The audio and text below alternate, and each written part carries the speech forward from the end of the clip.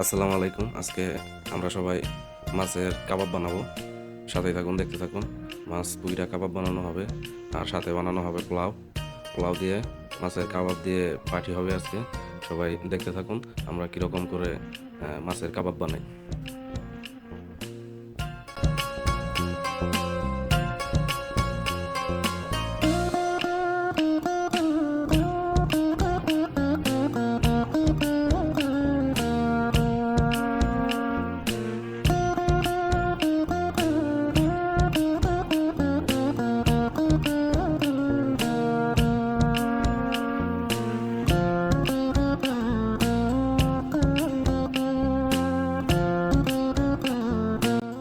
অবশেষে আমাদের মাছ ম্যারিনেট করা, মশলা দিয়ে ম্যারিনেট করার কাজ শেষ। এখন আমরা আধা ঘন্টার জন্য মাছ রাইখে দেবো। আধা ঘন্টা পরে মাছ ফ্রাই করার জন্য নিয়ে চলে যাব।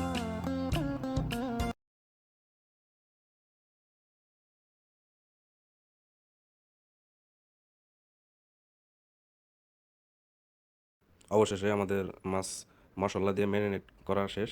এখন ম্যারিনেট করে আধা ঘন্টার মতো রাইখে দিব। তারপরে আমরা কাবাব বানানোর জন্য চলে যাব।